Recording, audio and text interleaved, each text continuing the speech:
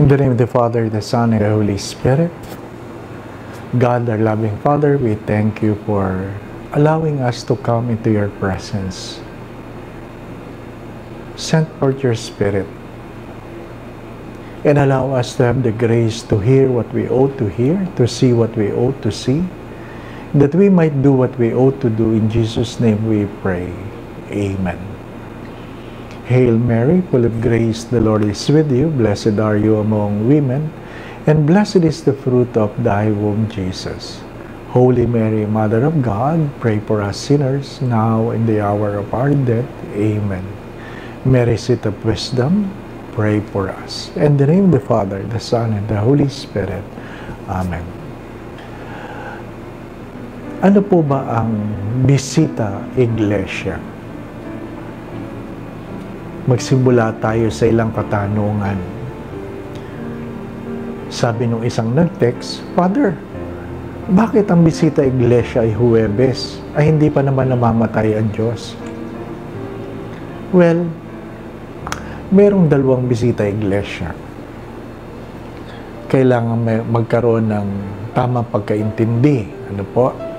Ang bisita iglesia ay hindi naman bago, kundi sabi nga, sinimulan ni Saint Philip Neri noong 16th century, ang tagal na. Ano po yun? Huwebes ba o Biyernes? Ano ba bang ginagawa? Nag-way of the cross po ba? Nagro-rosaryo po ba? Ano po? I invite that you go beyond on what you do, but perhaps a deeper understanding of why we are doing it.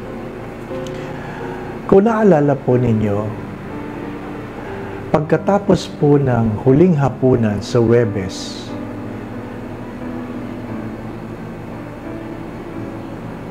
ang tabernakulo po ay iniiwan ng bukas at hindi binabalik doon ang consecrated host, ang Blessed Sacrament. Inilipat po ito sa tinatawag nating altar of repose. Altar of repose. Mahalaga po ito na merong kita mo ang dalawang mukha, ang tabernakulong walang laman at ang altar of repose. Bakit? Sapagkat alam natin na pagkatapos ng huling hapunan, si Jesus kasama ang ilang apostoles ay nagkaroon ng, sabi nga ay, pagdalangin sa garden ng Gethsemane. Mayroong pangungulila at maraming naghahanap sa Kanya. Maraming naghahanap. Minsan sinabi ko yan, ang Kwaresma ay merong pagdadalamhati kasi merong pangungulila. Merong pangungulila kasi merong kang hinahanap. Wala na siya sa tabernakulo. Nasaan siya? Nasa altar of repose. Nasa altar of repose. Nasa garden. Nasa garden. Nandun ang Diyos. Ano sabi ng Diyos sa kanyang mga apostoles? Hindi ba kayo pwedeng manatiling gising kahit isang oras lang? Bakit? Ang hinahanap ng Diyos sa pagbisita ay ang pakikibahagi ng bawat isa, sabi nga, sa pagdadalamhati ng Diyos. Anong dinadasal ng Diyos? What is God praying in the Garden of Gethsemane? If you can take away this cup, but not my will, but your will be done. Mahalaga yun. Ang tagpo ng anak at ng ama sa altar of repose, o sabi nga, sa Garden of Gethsemane, ay ano? Yung gawin ko ang kalooban ng Ama. Hopefully, when we do our Bisita Iglesia, the first thing that should come to our mind is, what are the things I refuse to do for God? Jesus was able to do it because of His love for the Father. But how about us? May mga panalangin na sadyang hindi pinagkakaloob. Hindi pinagkaloob kay Jesus ang kanyang panalangin na, nawa itanggalin mo sa akin ito. May mga bagay na hindi inaalis ang Diyos. Ang tinatanong ay, meron bang pagsunod? Sa gitna, sabi nga, ng dalamhati, pagkatakot, pagnanasa, mahalaga yun eh. Ang mahalaga sa bawat bisita iglesia ay magkaroon ng ugnayan, pakikipagniig, pag-uusap. Merong, sabi nga ay, pagbubukas ng kalooban. Pagtatanong sa sarili, ano ba yung mga hinihingi sa akin ng Diyos? Kasi pagkamisan, kung hindi man madalas, naiiwan tayo sa pasyal, bisita, 7 simbahan, malungkot nga iba, pa-picture, di ba? Selfie, sa altar of repose. Nakita lang nila yung, uy, ang ganda ng altar of repose nila. Pero hindi sila nakapagdasal. Ang pinagdasal nila yan, dalawa kasi ang pinagdadasal. Sabi, kung 7 simbahan daw, 7 simbahan, ay di yung 7 huling wika. Or,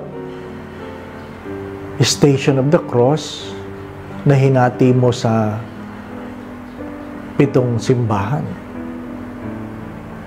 Pero, sayang.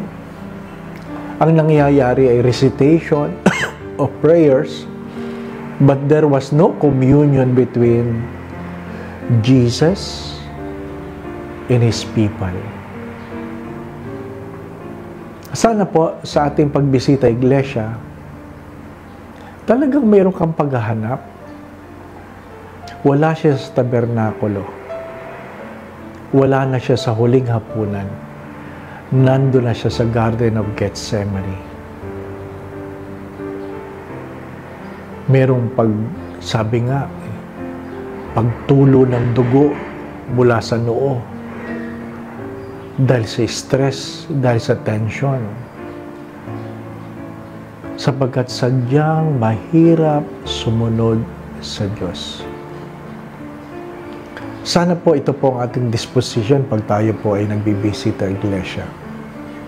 Ang makausap ang Diyos, marinig ang Diyos, at masabi natin, nawa ang kalooban mo ang matupad at hindi akin. Ay bakit, Father, kung Biyernes, ano pong gagawin? Anong bisita? Natutunan ko ito sa yumaong kura paroko namin sa probinsya kung saan may bisita iglesia ng Biyernes ng gabi. Ano naman yan? Hindi altar of repose ang binibisita, kundi ang lamay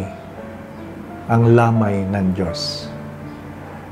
Pagkatapos ipako, ibababa, at paglalamayan. Yan ang pupuntahan mo sa simbahan. Ang ibang mukha ng bisita iglesia, namatay ang Diyos. Namatay ang Diyos. Namatay ang Diyos dahil yun ang nasasaad. Namatay ang Diyos dahil muli siyang mabubuhay. Pero namatay ang Diyos dahil sinunod niya ang kalooban ng Ama. Namatay ang Diyos, dala ng kanyang pagmamahal. Hindi lamang pagsunod, dala ng kanyang pagmamahal. Marahil maganda rin pong itanong yun. Anong bahagi ng aking pagkatao ang ang hinihiling ng Diyos na mayroong kamatayan upang magkaroon ng muling pagkabuhay. Sino ba naman ang gusto mamatay? Wala naman, di po ba? Kahit gusto natin pumunta sa langit, ayaw rin natin mamatay. Kasi alam natin na mahirap. Pero ano yung hindi mo mabitawan? Ano hindi mo mabitawan? Huwag natin kakalimutan, mayroon lamang muling pagkabuhay pagkatapos ng kamatayan. Inuulit ko po, ang Huwebes Santo ay ang paghahanap mo sa Diyos dahil wala siya sa tabernakulo. Ang Biyernes Santo ay dahil namatay ang Diyos at ako ay naglalamay.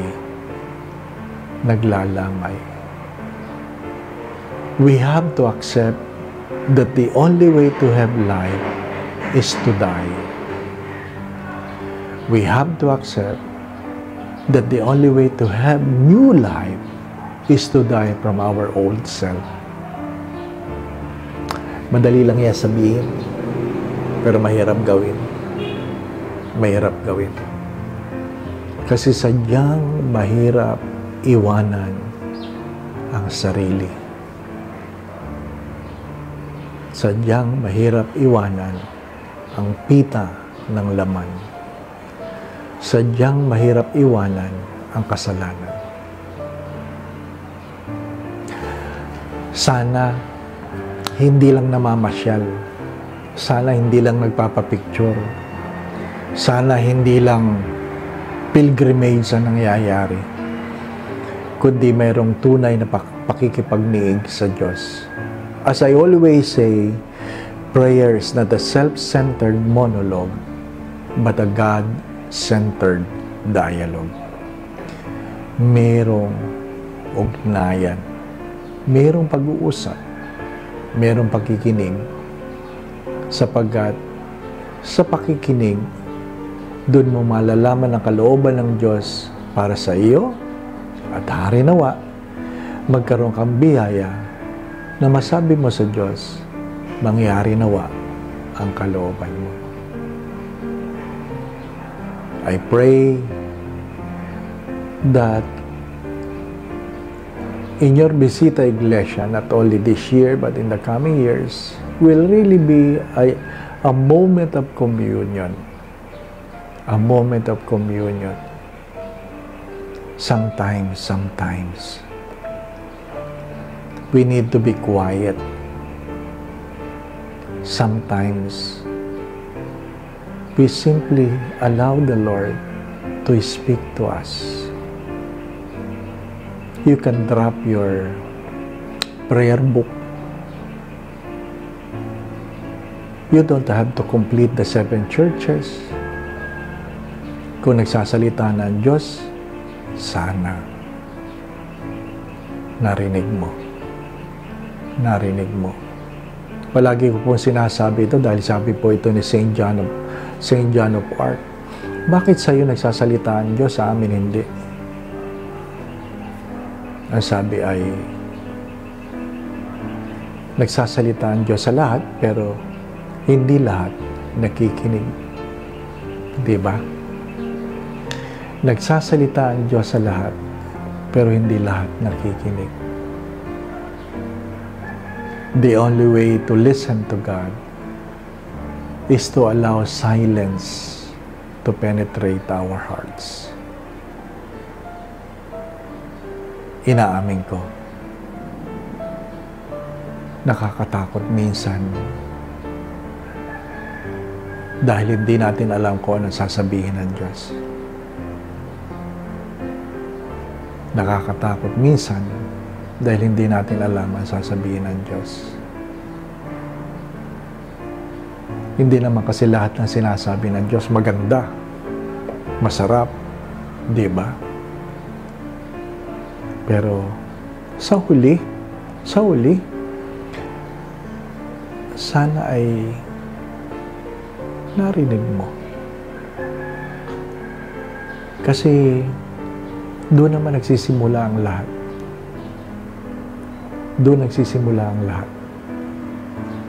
na ang Diyos ay hinayaan mo magsalita. Para pwede naman tayong, bunsong kapatid sa prodigal son, di ba?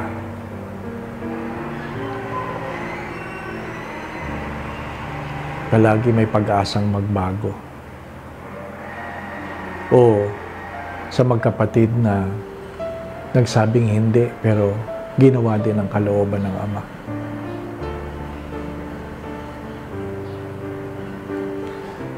Ano nga kaya ang gusto sabihin sa iyo ng Diyos?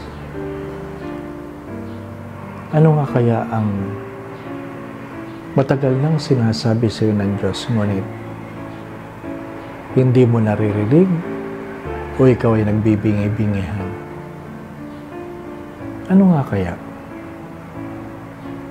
Ang mahalaga ay hindi tayo nagiging bata. Taon-taon tumatanda tayo. Taon-taon nanghihina tayo. At hindi tayo habang panahon sa mundong ito.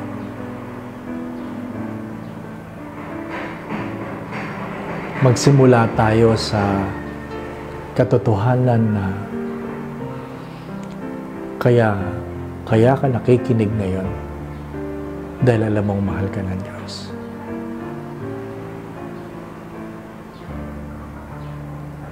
Kaya nagsasalita sa iyo ang Diyos dahil mahal ka ng Diyos. Manalangin tayo. Ama naming mapagmahal, salamat po sa iyong pag-ibig na hindi masusukat. Batid po namin ang aming kahinaan, batid namin aming mga pagkukulang, alam namin aming mga pagkakasala. Ngunit kahit kailan, Panginoon, hindi ka nagsasawang magbigay ng iyong pagpapatawad sa humihingi ng tawad. Hindi ka nagsasawang magbigay ng pag-asa sa mga taong naghahangad magbagong buhay. Higit sa lahat, hindi nagbago ang iyong pagmamahal sa gitna ng aming pagkukulang. Idinudulog ko po ang lahat. Hipuin mo. Patuloy ka po magsalita sa kanilang mga puso, sa kanilang pamilya, sa kanilang trabaho, sa kanilang relasyon, maging sa kanilang mga pangarap. Panginoon, naway patuloy mong gabayan ang iyong bayan. Kung meron may suliranin, patuloy mong tuwangan. At kung sino man ang may karamdaman, nawa po ay kung inyong ipapahintulot pagkalaban mo ng kagalingan. Kung meron mga bitbitin o suliranin, tuwangan mo ang bawat isa. Dagdagan mo ang kailang pananalig at pananampalataya sa iyo. Panginoon, ikaw ang nakakabatid ng aming bukas. Nawa po ay kahit anong mangyari, huwag kami mawala ng pag-asa. Pagpalain mo po ang bawat isa. Naway may pagkalumo, kahilingan ng mga puso sa tulong at panalangin mga banal. Lalong-lalo po ng mahal na Birhen, gayon din ni San Jose, tapat ng esposo, aming patron, Padre Pio na Petrocina. Pagpalain mo kami, ang aming pamilya, ang aming gawain,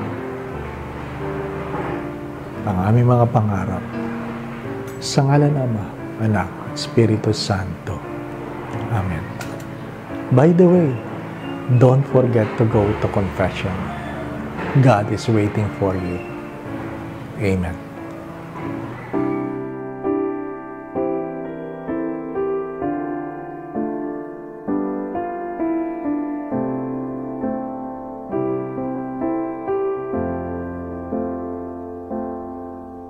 Come back to me with all your heart. Don't let fear keep us apart. Trees to bend, though straight and tall, so must we to others call. Long have I waited for your coming, long to me and living deeply our new life.